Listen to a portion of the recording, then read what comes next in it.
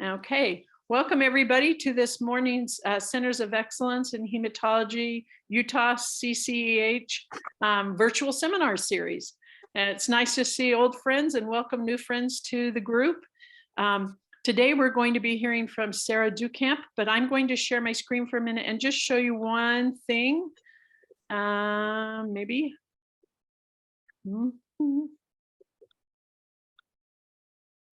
Let me get there.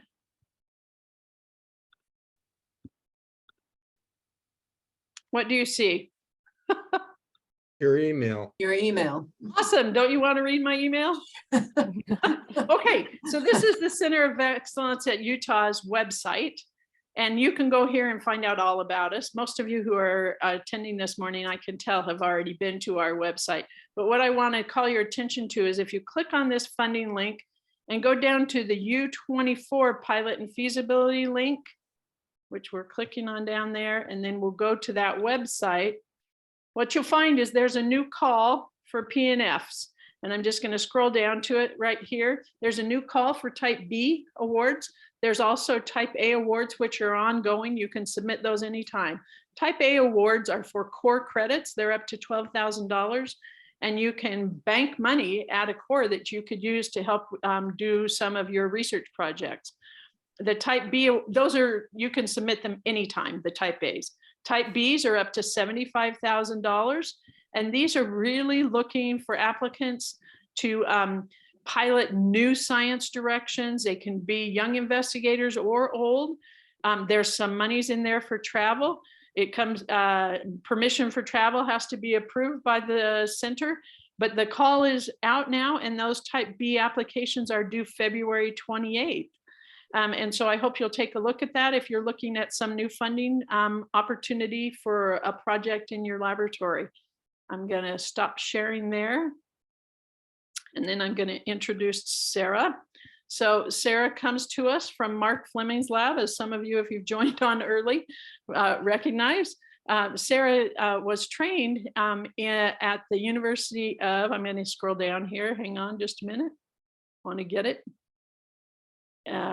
At the University of Paris, and worked in, many of you will recognize the name, as a postdoc in Carol Beaumont's lab, where she worked on X-linked porphyrias and erythroid protoporphyrias. She then moved on to a postdoc in the laboratory of, I'm going to mess this up, Sarah, and I apologize. Frédéric Verdier. How do you say it? Verdier. Thank you. Wow. That's pretty pathetic for me, but okay. and worked on erythroblast reticulocytes and a proteasome or proteome project, and also looked on GDF15 during erythropoiesis. She's now in Mark Fleming's lab, and today she's going to talk to us. The title of her talk is Factors Modifying the Severity of Erythroid Protoporphyria. And for those of you who are on, Sarah's going to be coming on the job market very soon. So hopefully you will keep her in mind if you hear of openings that are coming up. And Sarah is also a recipient of both Type A and Type B Centers of Excellence in Hematology grants. So thanks for speaking, Sarah, and we'll turn the time over to you. Okay, I'm gonna share my screen. I want to, while we're doing this, want to invite people. Sarah has agreed that you can chime in with questions during the talk. It's more engaging that way. And so please do so. If you're not comfortable with that, you can populate in the chat, and that's also okay. And I will ask the question if you need me to. Thank you so much, Diane. And thank you for the invitation and the introduction. It was very kind of you. So I split this talk in 3 parts. In the first part, I'm going to give you an overview of how we generated the new X-linked protoporphyria XLPP mouse model and a new model line that is lacking the iron responsive element of LIS2. In the second part of my talk, I will tell you a bit more about the phenotyping of this new mouse line.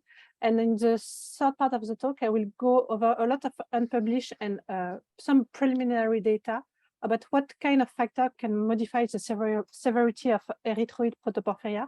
And by that, I mean what kind of factor can modify the accumulation of free protoporphyrin inside the red blood cell of those mouse models. Last session, Amy did a very great work of giving us an overview of heme biosynthesis, so I'm not gonna go more on that side. I'm gonna just tell you that I'm very interested by erythroid heme biosynthesis.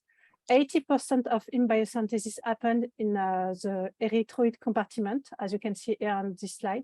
And my main focus has been on ALAS2, that is the first enzyme of the pathway in the erythroid compartment only. In all other of your cells, it's ALAS1 that does the work, but in the red compartment is ALAS2. Here you have the crystallography that has been done in 2022 of the human ALAS2. You can see that ALAS2 is a homodimer. You will find it in the mitochondrial matrix, and it uses a derivative of the vitamin B6, the PLP, as a cofactor to combine one molecule of glycine and one molecule of succinyl-CoA to do 5-LA. Which is really important with 5-LA is that there is only two enzymes that can do the work in your body, ALAS1 and ALAS2. There is no other source of 5-LA.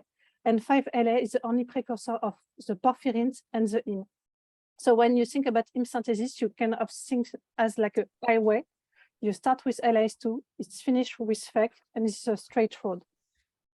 There is several levels of regulation of ALAS2. The things that gonna interest us today is the fact that it's carried by the chromosome X in human and mouse. So in most of my study, I'm working with male animal. Not that there is no phenotype in female, but in male, I have one copy of ALAS2 that is wild type or mutated, so it's more easy for me. And the other thing is like in the mRNA, there is a structure which is called an iron responsive element or IRE, which is a stem loop structure that can be bound by proteins that are called the IRPs. There is two IRP, IRP1, IRP2. The one that interests us in the erythroid compartment, again, is IRP2. And those IRP protein are binding the iron responsive element of ALAS2 and of other genes when there is a lack of iron in the cell to limit, in fact, the translation of ALAS2 to limit the amount of protein. The idea behind it being that ALAS2 doesn't use iron itself, but as in biosynthesis is this highway, the ferrochelatase, the last enzyme, is going to try to use iron as much as possible, as long as there is 5-LA production and free protoporphyrin production. So IRP is some kind of brake system on ALAS2 to limit the production of 5-LA. There is two kinds of mutations that has been described in patients with ALAS2 mutations. There is loss of function mutations that cause a disease, which is called X-linked sideroblastic anemia, that I will call XLSA during this talk. And there is gain of function mutations that are located exclusively in the C-terminal domain of the enzyme that cause X-linked protoporphyria that I will call XLPP during this talk. Quickly, if you have a loss of function mutation of ALAS2, you're going to decrease the amount of 5-LAs that you are producing. Therefore, you will decrease the amount of hemoglobins that you synthesize, and there will be a phenotype associated, which is an abnormal accumulation of mitochondrial iron in the erythroid cell. While when you do a gain of function mutation of ALAS2, you're going to increase the production of 5-LA. And in the erythroid compartment, only FEC will become limiting because there is so much 5-LA and so much free protoporphyrin that arrives that it cannot handle everything of it. You will have an accumulation of free protoporphyrin in the red cells.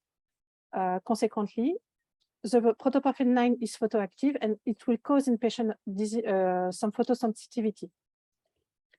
There are other genes that have been causing, we know that mutations are causing either erythroid protoporphyria or non-syndromic congenital sideroblastic anemia in the context of heme biosynthesis. The one we will work with today is the FEC mutation. There is a mouse model of EPP, which is a M1 path that I will use. There is also the ClipX mutation, but we won't mention it more than today. And there is also the IRP2 mouse model. IRP2 mutation in human don't cause erythroid protoporphyria, but in mice, at least, it has been decreased, causing protoporphyria. There have been like several attempts to create mouse model of XLSA, but the thing is like null animals are dying in utero, so it was not successful. And our hypothesis. So when we did like a few years ago, and for that, for this project, we got an initial pilot grant from the Center of Excellence in Hematology that was that introducing patient-specific LIS2 mutations, so mutation we have found in patients of either XLSA or XLPP, with CRISPR-Cas9 editing technology that was developing at that time, would produce potentially viable knocking mouse model of both diseases. With this project, we generated the XLSA mouse model, the XLPP mouse model, and also a model lacking the loop of the iron responsive element of LIS2.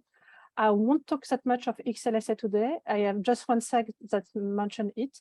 The other mouse model we are using in the lab, once again, are the fake EPP mouse model, the one which is the M1 pass, and an ERP2 mouse model, which is the Crelox mice that we cross with a CMV3 to have the minus of a minus mouse model. So first part of this talk, how did we generate the new mouse model? First, we had to think about what we will target with CRISPR-Cas9 system. For the XLPP, there is different mutations that have been described, the Q54X, the del80, del8GTGs that are more frequent. One advantage of the Q54X is it's a truncated mutation. In vitro, it has the highest activity. And we had the best opportunity because we had a guide RNA that was sitting on the mutation locus. So we decided to do that one for the XLPP mouse.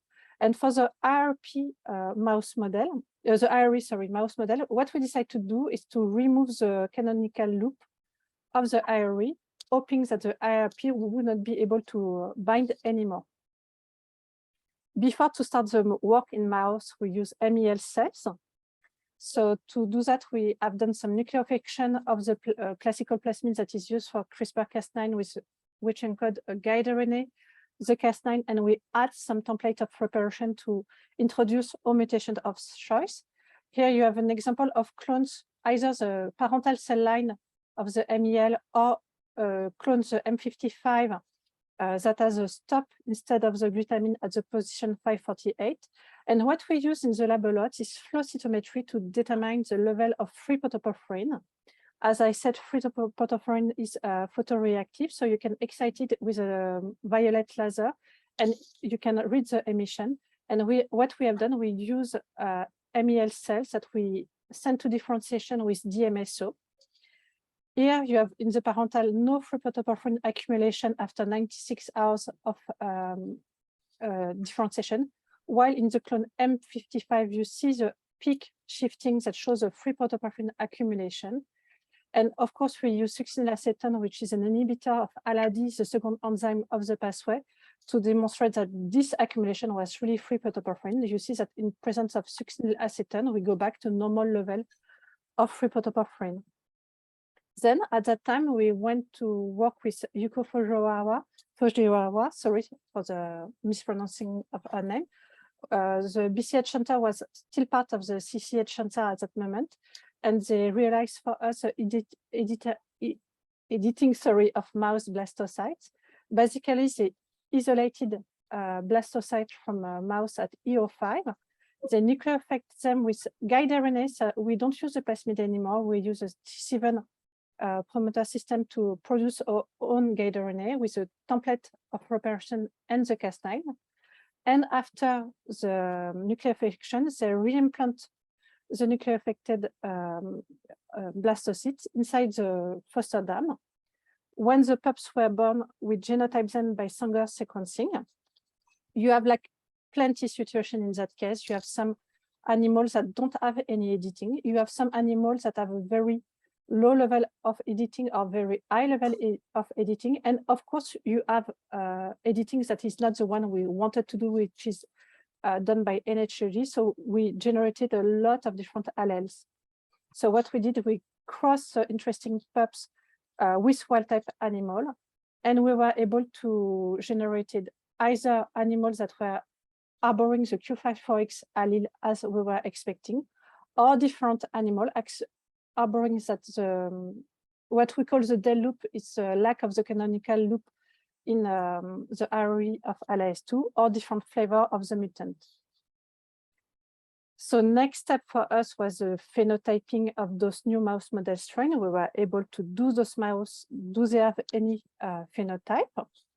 So the first things we did, one of the things we did was to send bone marrow of the animal at 8 weeks or 54 weeks of age to Utah and ask Hector and John to do the quantification of ALS activity in the marrow of these animals. It is the total ALS activity, so ALS1 in the non-erythroid cell and ALS2 in the erythroid cell. In black, you have the control animal, the control male. In red, you have the control XLPP animal. And you can see at 8 weeks and 54 weeks that we have an increase of the total ALS activity in the marrow of those animals. For the IRE work, we turned to Rick and Kate in Wisconsin that are like the specialists of those questions.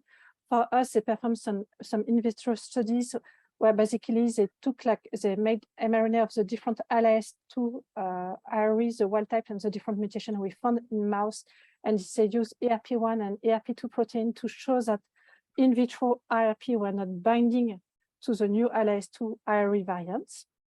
And then we did, using a flow cytometry assay again, some free protoporphyrin accumulation quantification in the peripheral blood of our mice. So in this panel, you have the peripheral blood MFI. The MFI is the value of free protoporphyrin for 5 weeks animal, 8 weeks animal. All the animals are male. In orange, you have the EPP animal. In red, the XLPP animal. In pink and blue, you have the different C-terminal deletion we created by NHG. And in green, you have different IRE mutant animal, the del loop, and the insertion of a T is one of the mutations we had created. The dashed line is the value that you will classically see in a wild type animal. And what you can see is we have free protoporphyrin accumulation in all those models.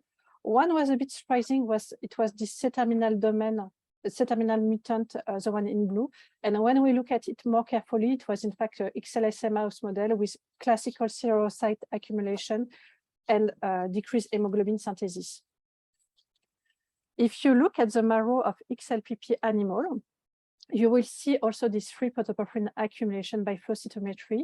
So in the marrow, we use a TER119 CD44 staining to look at erythropoiesis. TER119 is expressed only by erythroid cell.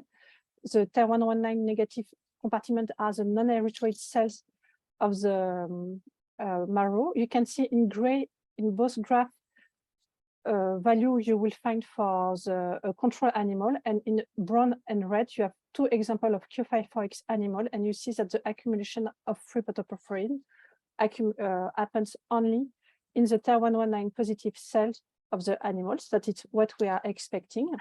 And if we take a deeper look at the different stage of the erythroid differentiation, if we look at the erythroblasts, the reticulocytes that are maturating in the bone marrow, and the circulating reticulocyte and red blood cell, you can see that the protoporphyrin, mainly in this model, in this basal condition, accumulate in the reticulocyte, circulating red blood cell, retics, and red blood cell. Eventually, for this model, we decided to go further in age to see what was happening at 24 weeks and 54 weeks of age in those animals. You can see that after 8 weeks of age, the level of protoporphyrin are pretty stable. There is a subtlety. We have sometimes some random animals that we call outliers that have suddenly very high level of free protoporphyrin. We don't know why. It's like 5 to 10% of both the EPP and the XLPP, but most of the animal will have those kind of progression. And of course, we send some sample of red blood cells, spleen, and liver to Utah and ask Hector to quantify for us the free protoporphyrin level in our new XLPP model. And we have the value for, we find free protoporphyrin in the red cell, in the spleen, and in the liver of young animals. So at that stage of the presentation, you could say, okay, it's very nice. XLPP is a model of free protoporphyria, but compared to the EPP mouse model, it's not that much. It's almost half value, half quantity of free protoporphyrin. One of the advantages of using flow cytometry to quantify free protoporphyrin is that 1 microliter of blood is more cells that you will need to look at your value. And something we saw pretty early in our studies, like the 5 weeks animal have more protoporphyrins than the 8 weeks animal in the red blood cells. So we asked to ourselves what is happening at 1 week and 3 weeks of age. And using flow cytometry, we have discovered that in fact, the XLPP animal have way more free protoporphyrins than the EPP animal after birth. The free protoporphyrin level in the red blood cell decreased slowly up to 8 weeks of age where it stabilized, while the EPP animals start with a level which is pretty similar to the ones they will have at the end of their life. And there is a peak of free protoporphyrin around 3 to 5 weeks of age, and something is stabilized around 8 weeks. So we have a first piece of a puzzle that I'm going to show you today, that is age is the first factor that modifies the accumulation of free protoporphyrin, in those mouse model. It is true for male, it is true for female, the female XLPP, even if they have only 1 copy of the LIS2, which is a gain of function, also accumulate free protoporphyrin and higher quantities than the control animals. And you can see that we have this same kind of things with early in life, higher accumulation of free protoporphyrin compared to later in life. And as we had the ERP2 and the LIS loop animal in our shelf, we look for that as well. The LIS2 animals that are lacking the loop of the iron responsive element have an accumulation of free protoporphyrin that is almost similar to the fake model at birth, and that decrease to a level which is, you will quantify that as barely, there is between an MFI which is between 15 to 20 of free protoporphyrin. And the ERP2 have a level that start almost higher than the XLPP animal and stabilize around the EPP animals level by 8 weeks. Something to consider at that level is like the ERP2 null mouse model don't only affect LAS2 expression, but they affect also TFR1, DMT1, and the ferritins. So it's probably why there is such a difference between the animals that just lack the loop of LAS2 and the animals that have the whole ERP system affected. So when you look at this part of the life of the animal, you could ask yourself, why is there such a difference in the free protoporphyrin content between like a young animal and an aged animal? We had like different kind of hypotheses. One was maybe a variation of the number of reticulocytes. Maybe the export of protoporphyrins outside of the red blood cell is not the same between a young animal and a late animal. There is also optionally maybe some early iron deficiency in the animal. But one hypothesis I lack is a bit different. So by flow cytometry, something you can do, you can look at the MFI, which is a mean fluorescence of intensity of all your cells for the protoporphyrin. But you can also look at what percentage of your cells are full of protoporphyrin or not. And what you can see here is like when you look at 1 week animal for the XLPP, almost 100% of the cells are full of protoporphyrin. Well, when you look at 3 to 5 weeks at the peak for the EPP mouse model, it's 100% also. So it's not only like, there is not only less protoporphyrin, it's also less cells that are containing the protoporphyrin. And I'm gonna just show you this slide about XLSA mouse models that we have in lab. So, okay, yes. There is, sorry, someone is unmute, please. Okay, so when you look at the Protoporphyria in the windows 5 weeks to 54 weeks, you see that the Protoporphyria kind of improve. The level of protoporphyrin is going down. Well, while you look at the anemia of the XLSA models, that are the ones that have loss of function mutation of LIS2, you see that the hemoglobin level is going down during the same windows of time, and the size of the red cells is decreasing up to 24 weeks of age. And when you think about it, one way to, on one side, decrease the amount of protoporphyrin, but increase the severity of an XLSA will be to play on LIS2 activity or expression. And we think that there is probably, like in the early life of the animal, an unrecognized regulation of LIS2 either expression or activity that change with age. and that could explain this variation in protoporphyrins and in the severity of the anemia for the XLSA animal.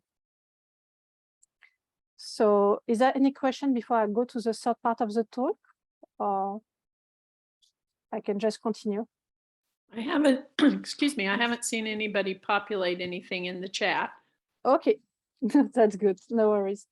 So in the last part of the talk, I'm gonna show you some studies that we have conducted with different compounds to see if we were able to modify the accumulation of free protoporphyrin in the red blood cell of our animals. Some of those data are preliminary. We don't have yet 5 to 6 animals. I thought they were very interesting, so I wanted to show you those data anyway. So the first compound we studied was pyridoxal 5-phosphate or vitamin B6. So what is interesting with the vitamin B6 is, first, it has to be acquired by diet or microbiota that make it very easy for us to modify for our animals. We know that the PLP is a ALAS2 cofactor. We know that the PLP deficiency of vitamin B6 deficiency is a non-cause of sideroblastic anemia. And there have been different studies in the XLPP and EPP patient with isoniazid to try to limit ALAS2 activity by limiting the B6 to this patient with different kind of result. Essentially in the XLPP patients, there is a decrease of the protoporphyrin accumulation in the plasma of the patient, but not in the red blood cell of the patient. And for the EPP patients, there were no significant reduction in the level of red blood cell of plasma protoporphyrin in any of the test subjects. So the isoniazid is supposed to target the vitamin B6, but not only and not necessarily specifically. So what we did, we set up diets that were containing different amount of vitamin B6 from no vitamin B6 to 10 ppm, that is the normal, to 300, which is more than what you would see in a patient with XLSS that is supplemented. And we set up our experiment where at 3 weeks at age, when the XLPP animals and the EPP animal are still producing a lot of protoporphyrin, we're gonna give them a different diet with different amount of B6. And by 11 weeks of age, so 2 cycle of red blood cell production, we look what is happening. On the left, on the right side, left side, sorry, of the screen, you have the result of the free protoporphyrin in the red blood cell of this animal. In black, you have the control animals with no B6, 2 ppm of B6, 10 ppm, or 100 ppm of vitamin B6.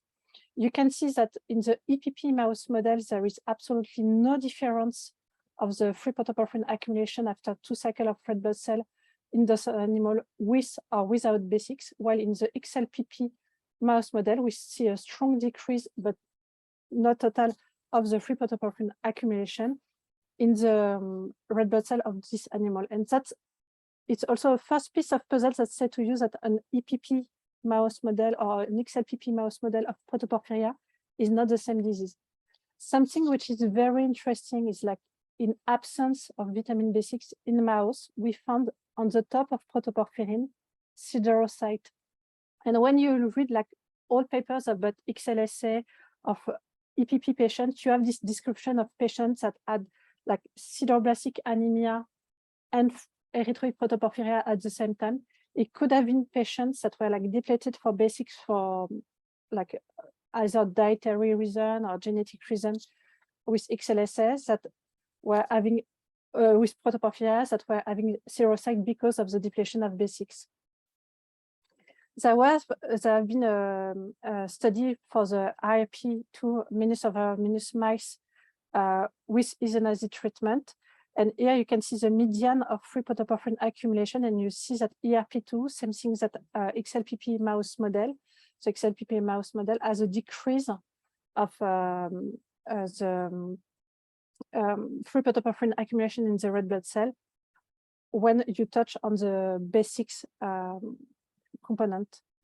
I'm going to mention it, I'm not going to show the result. Paul Schmidt in our laboratory is currently also directing a study with bitopertin. Bitopertin is an inhibitory of the glycine import inside the erythroid cell in collaboration with these medicines that show very good results in the XLPP and EPP mouse model.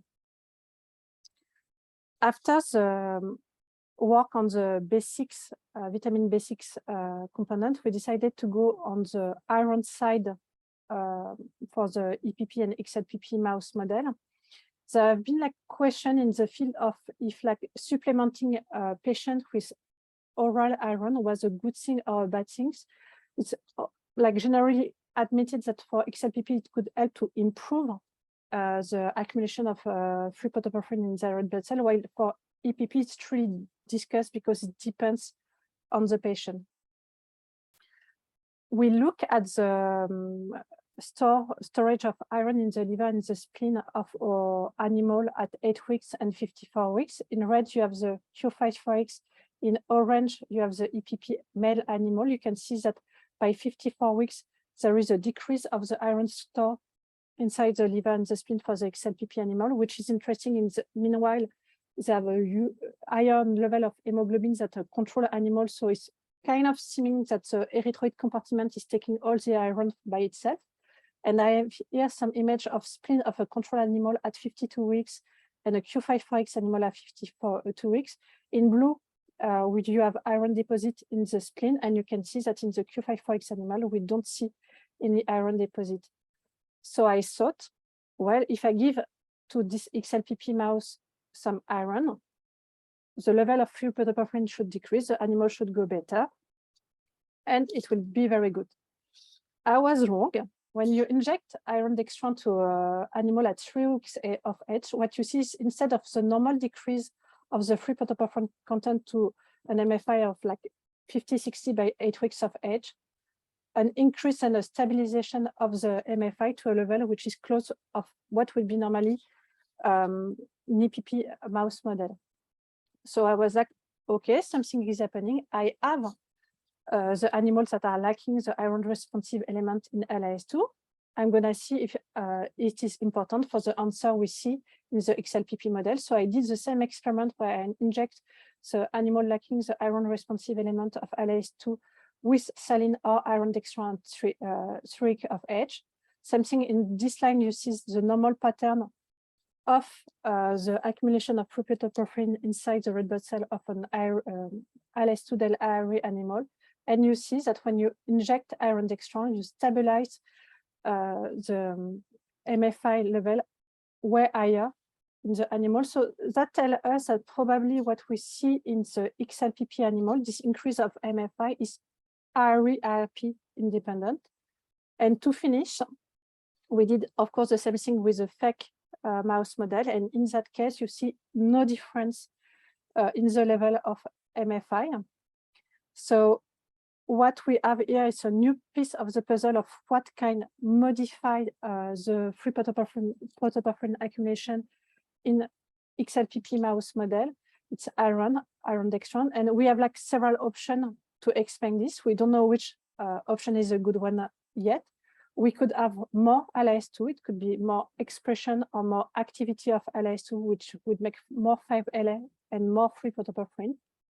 On the other side, we could have also less ferrokeratase expression or activity, but we see here that there is no effects of the iron dextran on the APP mouse model.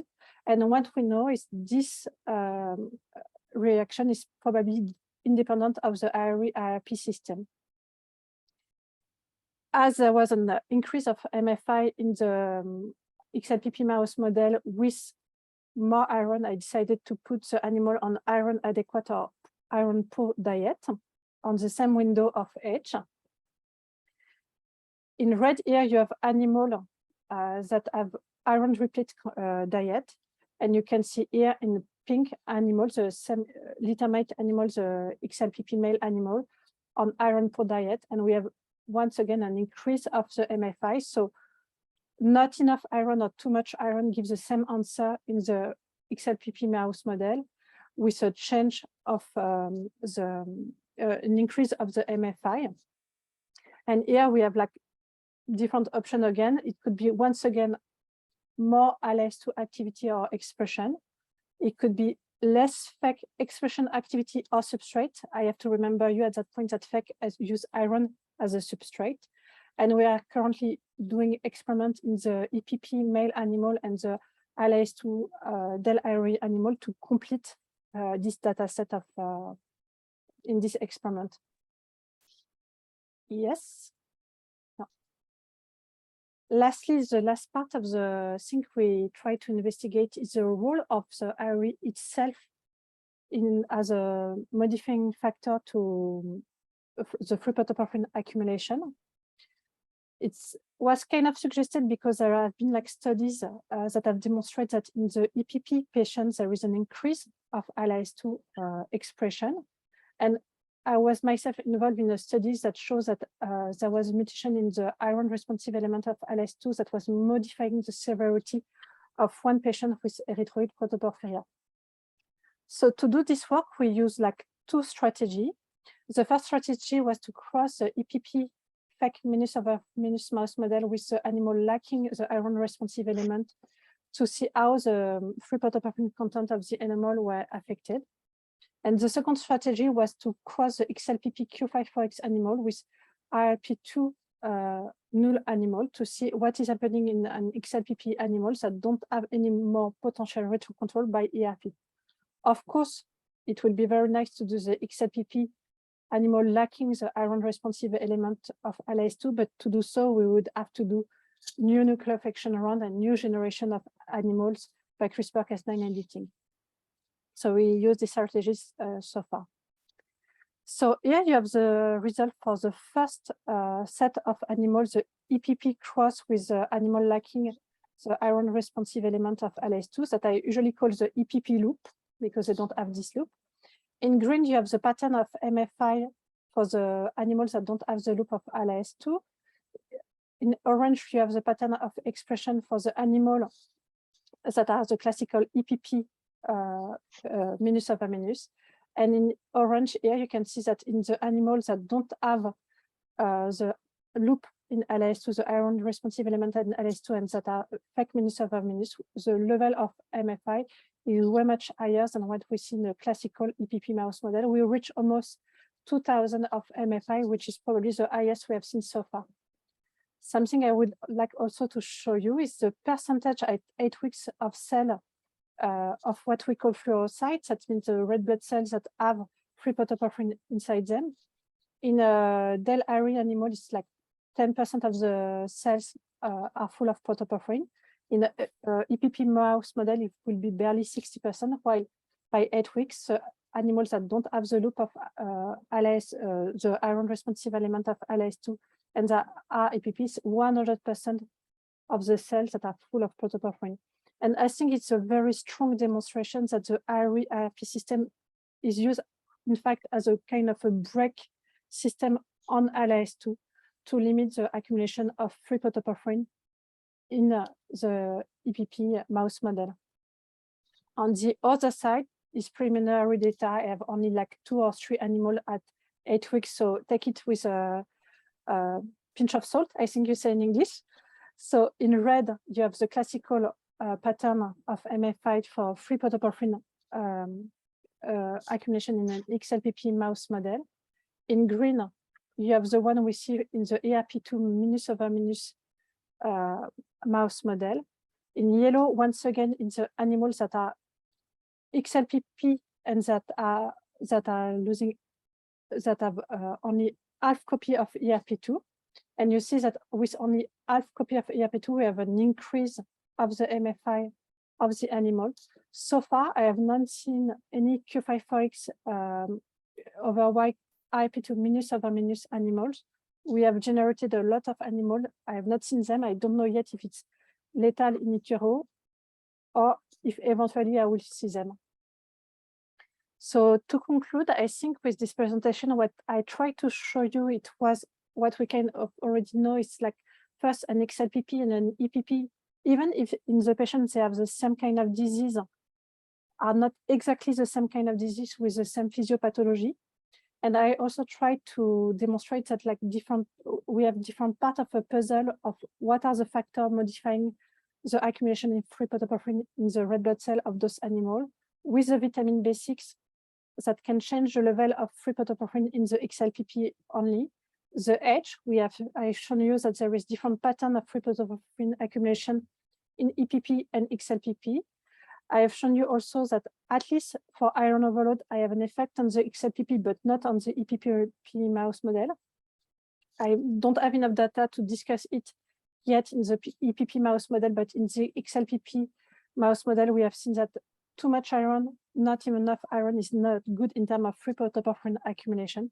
And lastly, I have demonstrated, I think, a very strong role of the IRP system in the regulation of the free protoporphyrin content in the red cell of this animal. To finish, I'd like to thank the people that have been involved in this work. Of course, Mark, it's a wonderful PI and mentor, and I recommend him to anyone. Paul and Dean have helped me a lot for the mouse work on a day-to-day basis.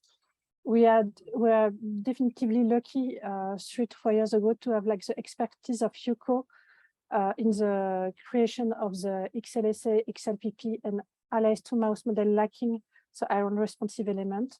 Of course, I would like to thank Hector and John for the help on the ALAS2 activity and free protoporphyrin measurement, and Rick and Kate for the help on the IRP mutation validation. And I'd like to thank everybody. Thank you very much, Sarah, for your talk. We want to invite people to ask questions. I missed Iqbal populated one in the chat. Do you want to go ahead, Iqbal? I think he's still around, but here's his question. What is the loading of protoporphyrin 9 in non-erythroid compartments in EPP versus XLPP alleles with age, male, female? In non-erythroid compartments, there is no accumulation of free protoporphyrin, it's only in the erythroid compartment. Something I didn't mention is like in the XLPP, there is also an accumulation of zinc protoporphyrin. We tried to quantify it. We are not successful because the instrument we are using in lab, when there is free protoporphyrin, give us result of zinc protoporphyrin. And I asked Hector to quantify it for me, and he found some zinc protoporphyrin in some of the XLPP sample, but not all of them. So Sarah, can you hear me? Yeah, sure. So do you see, but you only analyze the bone marrow, and then Hector did a little bit of the spleen and the liver, correct? I didn't did the liver by flow cytometry. We did it only with the help of the center in Utah. I think they use UPLC. I did only the bone marrow, the peripheral blood, and the spleen by flow cytometry. So why do you see such large variations in protoporphyrin 9 accumulation between your 2 different alleles or several alleles that you measure? So I think there is a regulation of ALAS2 activity or expression with aging, so which is one of the things. The other thing to consider is like, even if we don't have seen it, we know that. Why don't you? Sorry, we know that in the XLPP mouse model, a part of the protoporphyrin that is accumulating is not free protoporphyrin, but zinc protoporphyrin, because the FEC is still functioning pretty normally. And before to have any free protoporphyrin accumulation, you will have zinc protoporphyrin accumulation with the FEC functioning normally. So I think a part of it is the dosage, because like a dosage effect because of that. So one last question, right? Sure. You see a really additive effect between XLPP and the FEC mouse when you crossed it at the end, right? When you saw over 90% accumulation of protoporphyrin 9. So what is your model? Is FEC or heme produced is actually regulating ALAS through an IRP independent or dependent manner in your double mutant mice? But it could be the EPP model, so FEC is mutated and doesn't work properly, so it's not making, there is this accumulation of protoporphyrin 9, less heme made, but there is also less iron use. So it could be the iron like bioavailability itself that is playing with the IRP system to regulate ALAS2 activity. Do I answer your question properly, or did I miss something? No, but do you remember in your I think it was like the third last slide where Yeah. you showed Yeah. that. You're This right one. there, right? Yeah. So why would you get the strong additive effect? Because there is probably a break, like the IRP system is probably like acting as a break on LAS2 in the EPP mouse model. And when we remove the loop of the iron responsive element in the LAS2, the IRP cannot bind on it anymore. So you have more LAS2 that is translated. And de facto, you have an increase of your activity. The other option could be that, and it's an hypothesis only, if the IRP cannot bind to LAS2 because of the absence of the loop, they could be more available to bind to other things. And one of the candidates will be the ferritins. So it could be something like that also. It could be like an effect that by the IRP themselves as well. Okay, thanks. Anybody else? Yeah, With a this is question? Rick. Yeah. Sorry. Tell me. Rick, did you have a question? I wasn't sure whether somebody else was speaking or not. Nope, you're up. What's known about ALAS2 transcription and whether it's responsive to iron or heme or protoporphyrin 9? So I could tell you what is known about LAS1 pretty well. We know that LAS1 is retro-controlled by heme, and that heme is modifying the transcription, the translation, the migration of LAS1 from the cytosol to the mitochondria. Right. There is different elements that suggest that LAS2 may or not be regulated by heme content. Not in the same extent than LAS1. There is no like break of too much heme that make less LAS2 in the cell, because erythroid cells need a lot of heme for the hemoglobin synthesis. Right. But in LAS2, there is some CP domain, which is some domain where heme can bind, and we don't really know what they are used for now. In terms of expression, LAS2 is regulated mainly by GATA1, which is an erythroid transcription factor, and by BAC1, which sits in the promoter of LAS2. And BAC1 is himself like regulated by the heme content. So Right, yeah. it could right. be by this way. So is it possible that there are changes in ALAS2 RNA levels in some of your? Sure. Yeah. Notably, like the study with iron dextran, when we inject animal with iron, as the LS2 animals that don't have the IRE have the same pattern of accumulation of free protoporphyrins than the XLPP mouse model, it tells us it's probably something more linked to the transcription level of LS2 than its translation level, as it will be regulated by the ERP system. Thank you. Very nice talk. Thank you. Anybody else? This is sort of a simple question. I was wondering on your diet, do you notice if the animals eat the iron poor diet less? Or they, you know what I'm asking? I'm asking if there's a difference in the consumption. That's possible. I know that Paul and I discussed it because he saw that at least the animal seems to shed more the diet. There is more piece of the diet in the cage than the normal diet. We weight the animal at the end of our study to see if there is a difference in mass between like the animal with or without iron, and I have not seen any difference as of now. So I think they are eating the same.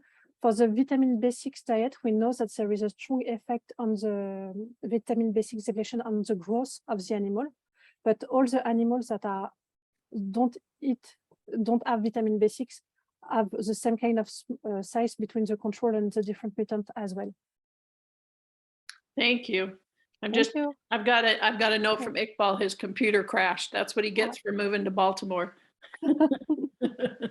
Okay, anything else? Anybody else wants to chime in or ask? It's very interesting. It's the early week one is quite a surprise. For us as well. Hi, John. Yeah. John, you're showing yourself. Did you want to ask a question or you're just saying hi?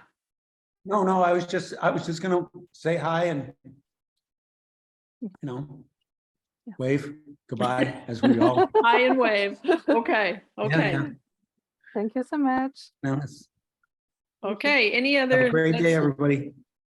Yeah, take care, everybody. Really great talk, Sarah. Thank you so Thank you. much. Yeah. I just want to remind people that this is unpublished data, a lot of it that Sarah has shared. And so, you know, if you have questions for her and things like that, her talk will be on the Utah CCH website, but also reach out to her if you have some great ideas and you know, help one another be successful in these projects. And thanks again, Sarah.